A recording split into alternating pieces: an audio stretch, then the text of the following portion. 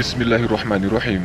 Kentalnya nuansa mistis bangsa timur terbentuk dari warisan DNA leluhur yang ditakdirkan menjadi manusia spiritualis.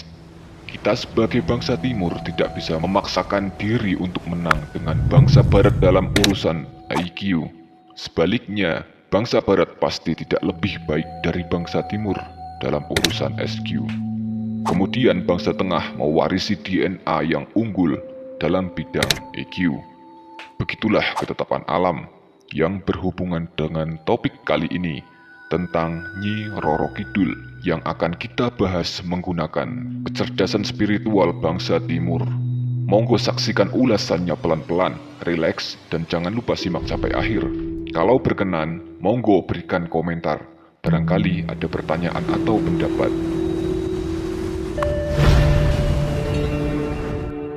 Assalamualaikum warahmatullahi wabarakatuh. Salam Rahayu. Saya ingin cerita dulu tentang suatu pengalaman. Saya pernah membuat statement di suatu forum. Begini opininya. Di zaman banjir Nabi Nuh alaihi salam, ada beberapa manusia yang tidak ikut bersama kapal Nabi Nuh alaihi salam, dan manusia itu tidak mati sebab banjir. Mereka bisa moksa atau memakai ilmu rogoh sukmo atau rawa rontek, pancasona yang membuatnya susah mati, atau ilmu lain seperti tradisi para raja yang menguasai alam langgeng dan tak kenal mati. Minum ainul hayat atau air kehidupan contohnya, seperti Nabi Khidir misalnya. Atau bisa Anda amati banyak sejarah para raja yang berkeinginan hidup ribuan tahun, atau sekalian tak usah mati. Mungkin nama-nama ilmu ajian supranatural di atas berkesan lucu dan karangan cerita saja.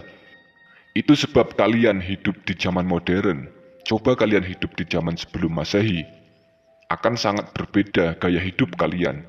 Atau tidak usah terlalu lama, seandainya kalian hidup di zaman 1000 tahun yang lalu. Ilmu-ilmu supranatural yang saya contohkan tadi akan menjadi trending topik yang kalian bicarakan setiap hari. Kalian akan mengejar-ngejar ilmu kesaktian itu. Seperti sekarang, kalian menginginkan motor, handphone, rumah mewah, dan segala materi dengan kerja setiap hari mencari uang, supaya semua keinginan kalian terwujud.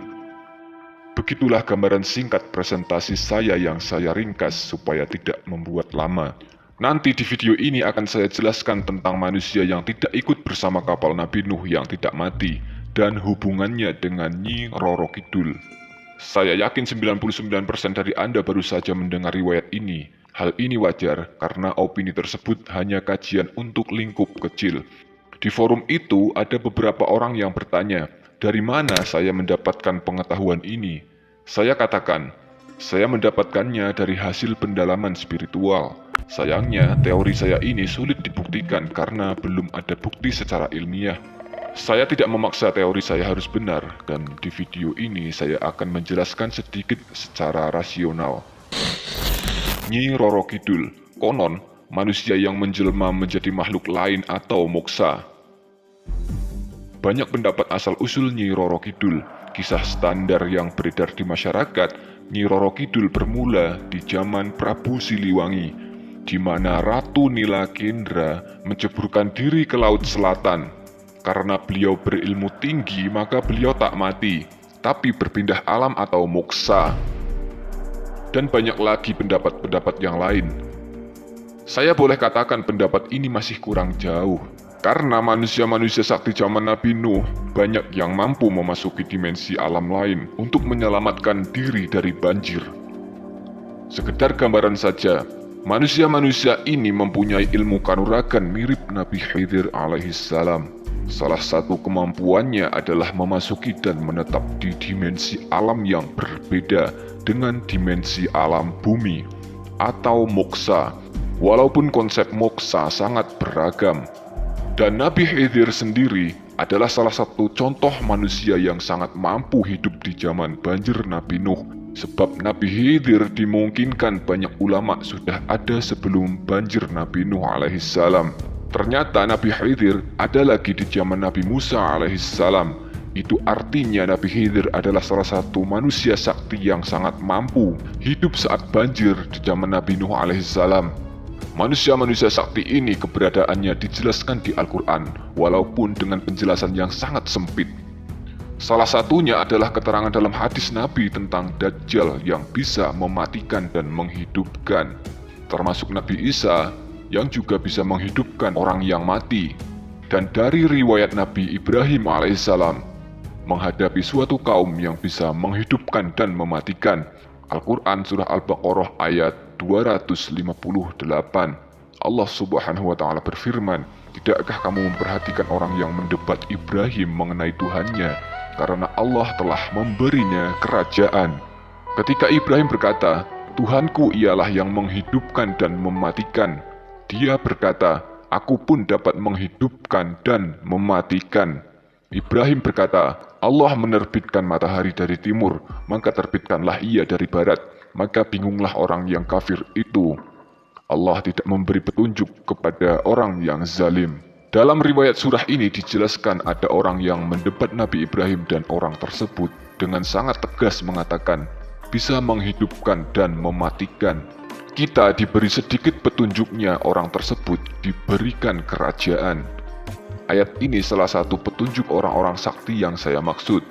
Sayangnya Al-Quran dengan alasan tertentu tak banyak menceritakan kisah orang-orang sakti yang menguasai ilmu supranatural tingkat tinggi ini. Kalau Anda ingin memperdalam lagi, saya pernah buatkan videonya dengan judul Ratu Boko, Baqaratu Surah Al-Baqarah. Karena riwayat Nabi Ibrahim ini ada hubungannya dengan riwayat orang yang menghidupkan mayat yang pernah kita bahas sebelumnya, yang sama-sama ada di Surah Al-Baqarah. Referensi lainnya dari kisah-kisah klasik leluhur Nusantara sendiri, memang ada manusia yang bisa menghidupkan orang yang sudah mati, seperti halnya Nabi Isa alaihissalam. Ditambah keturunan Nabi Adam yang menjadi raja-raja, kalangan mereka semuanya sakti mandraguna, dan kesaktian mereka cukup untuk menjadi bekal bertahan saat banjir Nabi Nuh alaihissalam. Itulah sebabnya salah satu anak Nabi Nuh bersikeras tidak mau ikut bersama kapal Nabi Nuh alaihissalam. Bukan tanpa alasan anak Nabi Nuh tidak mau ikut. Tentunya mereka memiliki bekal untuk bertahan hidup saat banjir. Salah satunya adalah bekal ilmu supranatural saat itu yang sangat mumpuni menghadapi banjir. Presentasi kisah ini saya bagikan sebagai gambaran bahwa Nyi Roro Kidul sangat mungkin sudah ada dari banjir Nabi Nuh alaihissalam. Kalau siapa sebenarnya Nyi Roro Kidul, kita tidak berani berspekulasi, sebab kajian ini adalah pengetahuan gaib. Dan kajian ini hanyalah sebagai referensi saja, bukan suatu kebenaran atau kesalahan. Keberadaan manusia yang tidak ikut bersama kapal Nabi Nuh alaihissalam diterangkan dalam Al-Quran Surah Al-Mu'minun ayat 27.